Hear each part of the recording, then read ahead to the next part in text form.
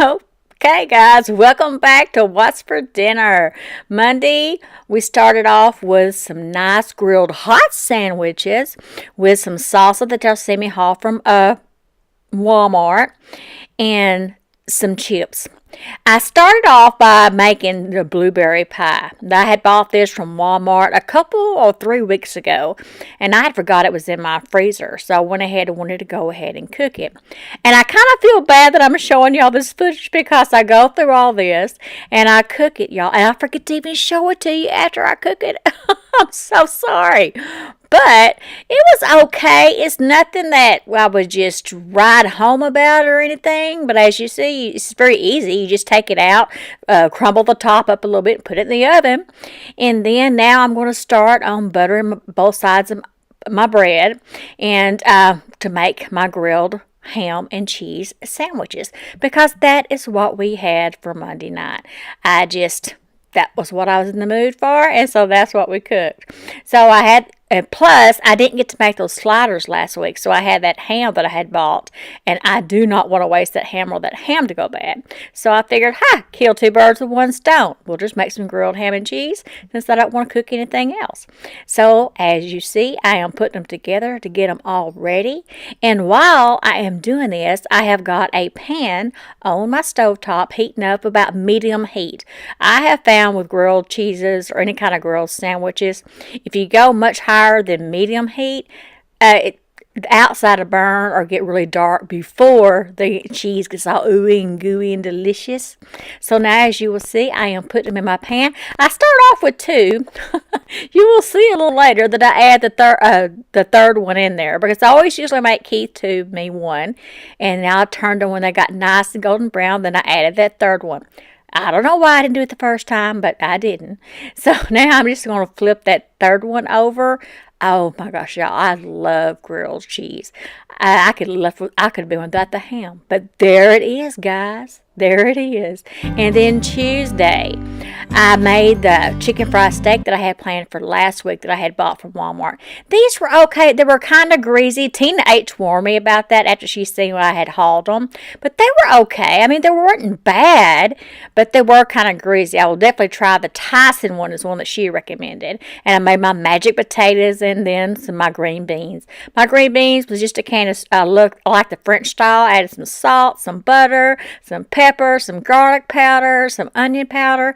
I throw it in the microwave for 4 minutes. There's my green beans. And so there's my finished plate, guys. And then Wednesday, it was sandwich time. But I did show y'all the prep for Thursday's meal, which was pinto beans, home fries, and cornbread, which you'll see in a minute.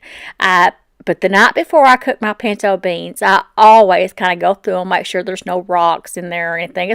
Sometimes there is. It's been a while since I found one, to be honest, but sometimes there is. So I always got them in there. Then I rinse them really good, and then you'll see me pull down. I got a big pink KitchenAid bowl that I got from TJ Maxx. I don't know how long ago, guys, or it may have been Ross's, but it's perfect for beans. So I'll put them in there, and then I fill it with water. Probably about 4 inches of water. I don't never measure, just a lot of water because these beans are going to swell. Then I add salt to the water and I let it soak overnight, guys, and they will swell and you'll see in the morning. So now we will go on. I will show you a beautiful picture of the beans, the home fries, and the cornbread. And so this is now Thursday morning. I just drain the beans. I let soak overnight. Y'all see how much they swell up. And so then I just kind of rinse them off really well. And, I'm messing around with my camera. I'm sorry, guys. And so I get it rinsed off really well. Because since I did put salt in the water. But the salt just adds, I don't know. That's how my mom did it. That's how I do it. So I'm just emptying it into my Ninja pan. And now, since I've already soaked them overnight, I don't have to worry about putting a whole lot of water. Now, if you wanted to use chicken broth, here's the time that you would add your chicken broth. I don't use chicken broth. I add 6 cups of water. And then I'm going to use the beef broth mix you'll see in a minute. I add a half an onion, just drop it in there. I add garlic powder, looks like a tablespoon. And then I add some pepper, about a half a tablespoon. And then that is the beef broth I'm talking about, the Nor there. I love that stuff. Now I use, that scoop is 2 tablespoons, and I use 2, so in other words, you use like 3 tablespoons of it, and that makes my beef broth instead of buying the liquid, and I love it. And you'll see Keith, he put my Ninja over there for me. He put it on low for 8 hours, and our beans are going to be cooking. Now I am going to get a pan out, and I am going to brown this hamburger meat. And this is later in the day. Usually I would have done this in my Ninja before I added the beans, but that early in the morning I was just too tired. I wasn't going to add the hamburger, but then I decided later I would. So I'm just putting it in my pan, and I'm getting it kind of, beat up, and then I'm just going to add some seasoning salt on the meat. And I'm going to get it browned real good, and then we're going to add that to our beans. And guys, oh my gosh, them beans were so good. So as you see there, it's just cooking up, and I'm just showing you. And now the beans are boiling good. The meat has been drained. I drained that hamburger meat very good. And now the beans are ready to finish the day off cooking. And now we're fixing to go on to a homemade, from scratch, cornbread. You'll need baking powder, eggs, cornmeal, and you will need some flour, and you will need some buttermilk and some salt that I don't think I showed you. But I have this recipe memorized in my head. I made it so much growing up as a child. And I did forget, though, as you will tell in the video here, that I forgot with buttermilk, you always want to more or less double the amount of regular milk that you would use. Because normally you'd use about a cup of milk, but it took about a cup and 3/4 of buttermilk, and I also added a little bit of water to make it a cake-like consistency. So I added a cup of cornmeal, a cup of flour, and you're going to see me get into my drawer here, open up this baking powder that I've got here that I hadn't even opened yet. I'm going to add a tablespoon and a little bit more than a tablespoon, because the rest, I don't know why, but I always added just a little bit more, because usually most recipes call for 4 teaspoons of baking powder.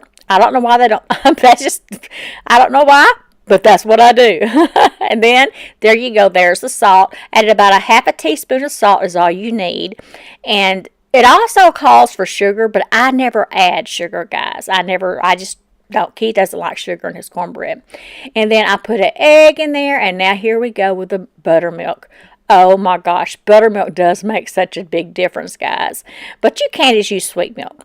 But as you've seen, I'm used to it called for a cup of milk, and I used the buttermilk. Well, that, of course, I hadn't cooked with buttermilk in a while, to be honest. So I added some water, and I'm just going to keep adding. You're going to see me alternate back and forth with buttermilk water, until I get the right consistency, which is like a cake batter, just like a regular cake batter is your consistency you want.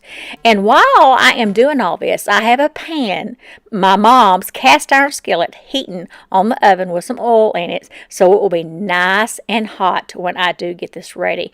And I will show y'all how I treat the bottom of the pan before I ever add the cornbread to it, and before I put it in the oven. And the oven is preheated to 400 degrees. And so as you've seen there, it's just a cake batter consistency, and that's what you want. And then that hot oil, as you see it, it is hot as you see it inside that batter. And then I'm going to put some cornmeal on top of the rest of the oil that's left in there. Oh my gosh, y'all. Oh my gosh, I just words can't describe it. I'm going to mix that oil up real quick into my batter, and then I'm going to add that batter to the pan. If it had sound that I hadn't took out of, you would have heard it sizzle when I pour it in the pan.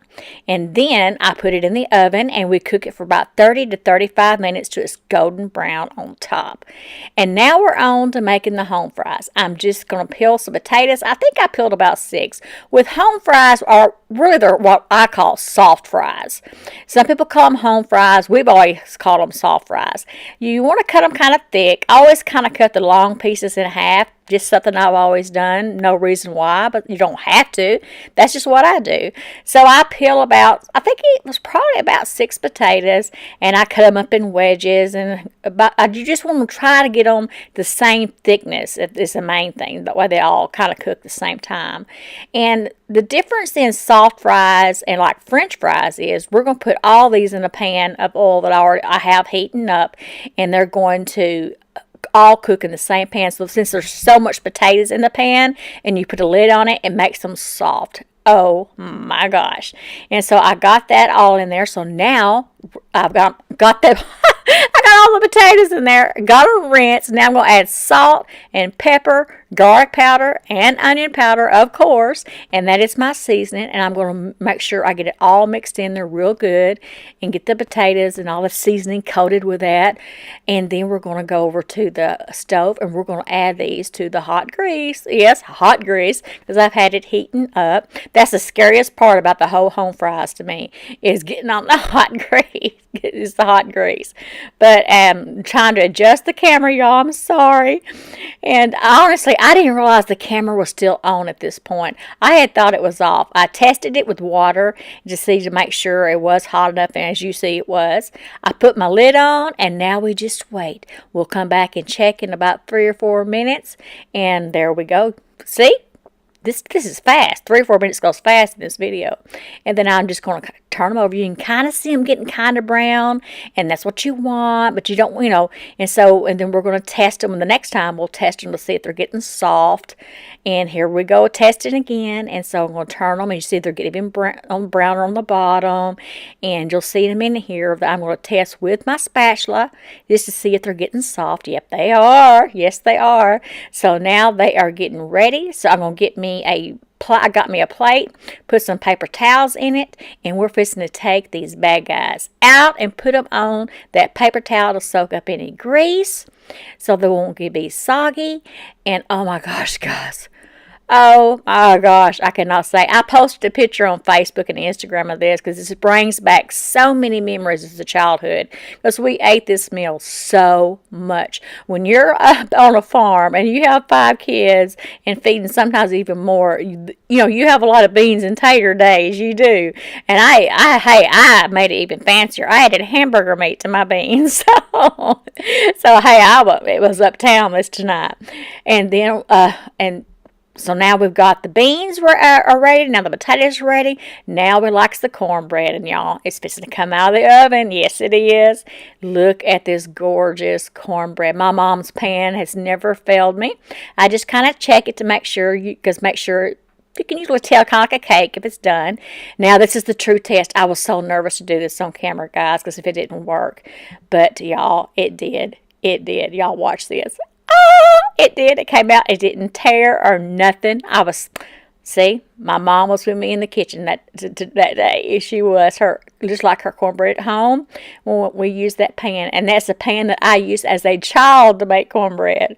So here is our beans. My gosh. I wish y'all could smell them things. And then we have the beans, and we have the potatoes, the cornbread. It was very good. And here's the final picture of it. I wish y'all were here. And Friday, today, yes, we was in Athens, so I got Subway. We got a foot-long tuna sandwich. We had taken Tay-Tay to the vet to have her shots and yearly checkup. They had to go to Athens to pick up some scripts. So I wasn't going to cook, so we got Subway, and it was good. I hope y'all enjoy this, guys.